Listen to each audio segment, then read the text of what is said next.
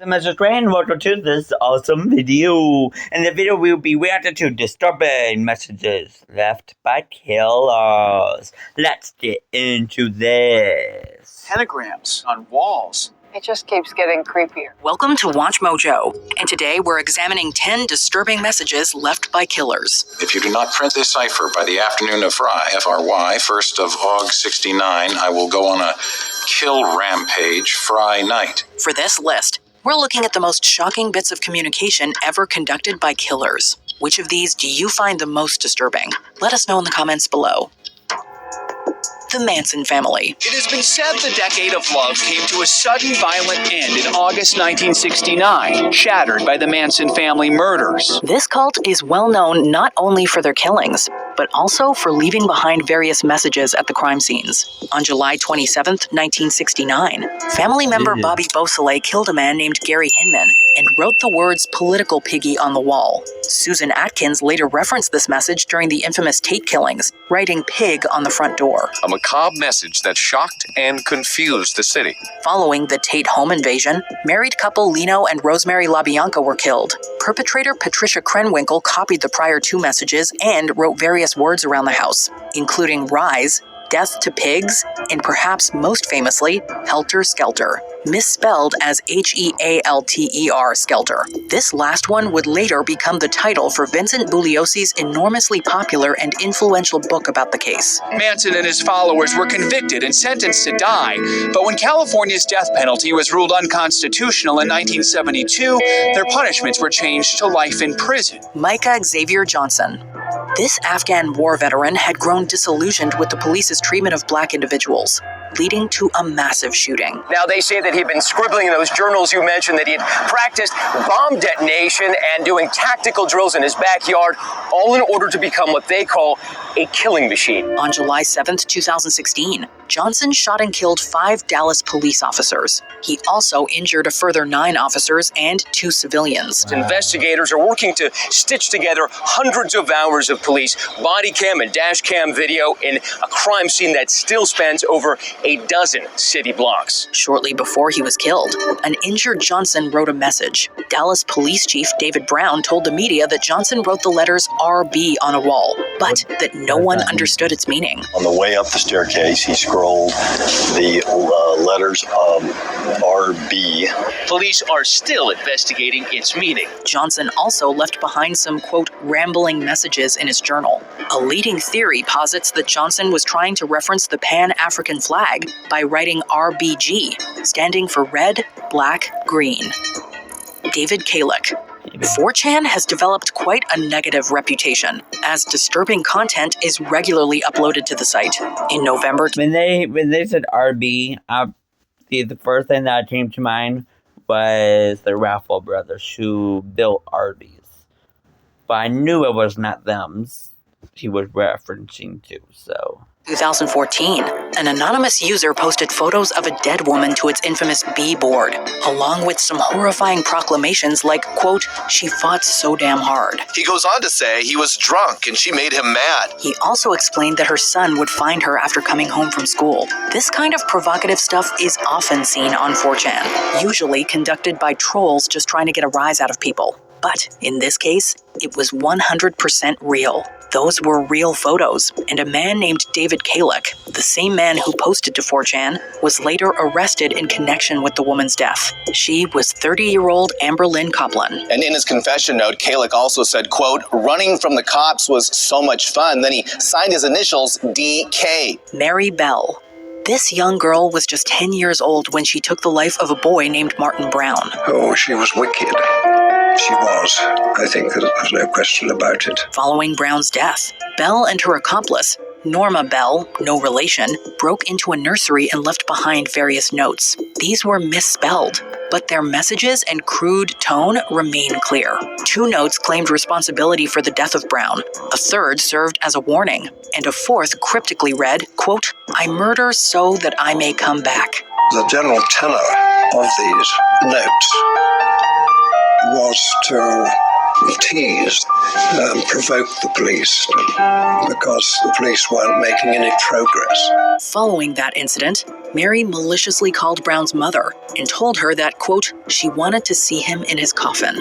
2 months later, now aged 11, Belle took the life of her second and final victim, Brian Howe. She was deeply embedded in a sort of petty crime environment, an environment in which violence against each other was something that was almost acceptable and the norm. Jack the Ripper.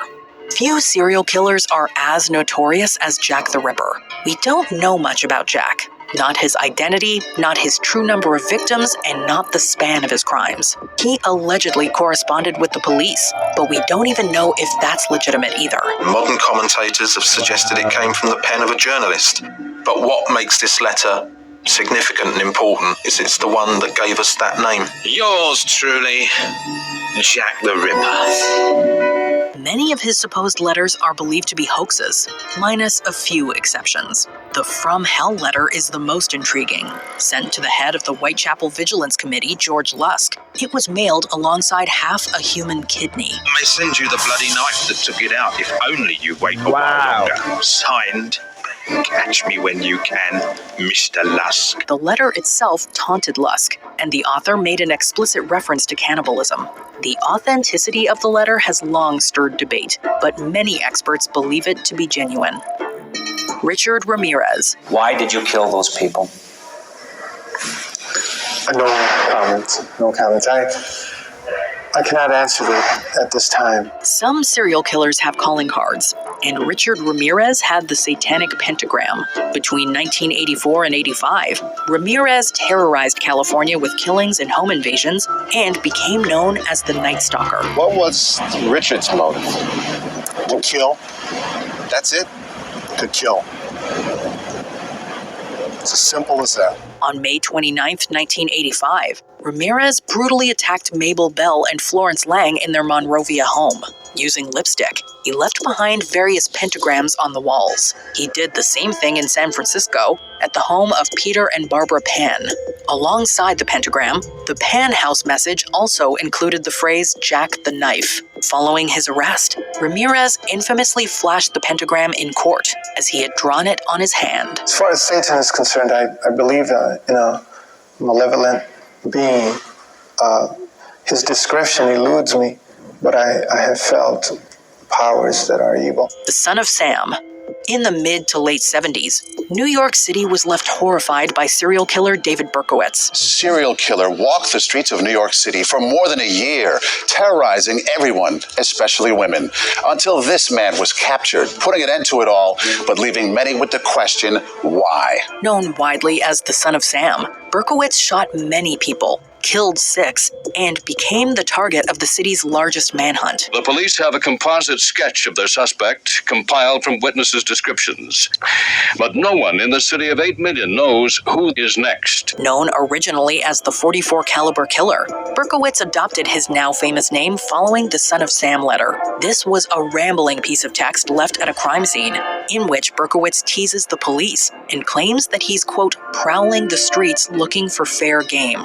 1 month later, Berkowitz sent another letter to Daily News columnist Jimmy Breslin, saying ominous things like, quote, Sam's a thirsty lad. Portions of the letters were widely publicized and helped fuel intense interest in the Son of Sam case. Dang. The Lipstick Killer. The story of the Lipstick Killer is a controversial one. The random savagery of the Lipstick Killer didn't jibe with a city known for its strong, safe neighborhoods. On December 10th, 1945, a woman named Frances Brown was found in her apartment, having been violently killed. A disturbing message was written on the wall in lipstick, leading to the moniker the Lipstick Killer. It read, quote, for heaven's sake, catch me before I kill more. I cannot control myself. This eerie note is often linked to a man named William Herons, who allegedly killed 3 people in the mid-40s. However, his controversial confession was the result of police torture, and his role in the Brown killing remains dubious. It was then, with his own lawyers encouraging him, that he stopped fighting. Whether it was Herons or not, the message found at the Brown crime scene remains horrifying. He insisted he had confessed solely to save himself from the electric chair, not because he was guilty. Albert Fish. Going by names like the Gray Man and the Brooklyn Vampire, Albert Fish killed at least 3 young people during the 1920s, although his true body count could be much higher. Fish is regarded by many aficionados of crime as the scariest and most deranged of all American serial killers. Partly, I think it was because he seemed so benign. One of his victims was a girl named Grace Budd, whom Fish took from her home in Manhattan. 6 years after Budd's death, Fish sent a provocative letter to her mother. The letter is incredibly graphic, detailing Budd's death and what Fish did with her body. Making this even worse is the fact that Budd's mother was unable to read, so her son and Budd's sister was forced to read the letter aloud. This letter proved to be Fish's downfall, as it directly led to his arrest, conviction, and eventual execution. Fish was charged with the murder of Grace Budd. He also confessed to at least 100 other incidents. Before we continue, be sure to subscribe to our channel and ring the bell to get notified about our latest videos. You have the option to be notified for occasional videos or all of them. If you're on your phone, make sure you go into your settings and switch on notifications. The Zodiac Killer. Yeah. Like Jack the Ripper, much isn't known about the Zodiac Killer. As of 2022, he is still unidentified. And while he's been officially linked to 5 killings, his true number of victims could be in the dozens. It's okay. This is all gonna be okay. The Zodiac is an enduring figure in the cultural zeitgeist, and that is helped by the taunting messages he left for the police and media. Sent over a period of years, these letters served a multitude of functions. Dear editor, this is the murderer of the 2 teenagers last Christmas at Lake Herman and the girl on the 4th of July near the golf course in Vallejo. Some were of a goading nature, some explained his supposed motivations, and some were boastful, like when he confessed to killing 37 people. He also made 4 ciphers, 2 of which remain unsolved, and ended his correspondences with the symbol of a crosshair. That is a little crazy and cuckoo for them, right? So that would be it for the video. If you guys are new to the channel, please subscribe because we are so close to 1,000 subscribers. And I really want to get there. And we actually might get there probably next month, to be honest. If I keep on doing what I'm doing anyway. So that would be it. And I love you all. Goodbye.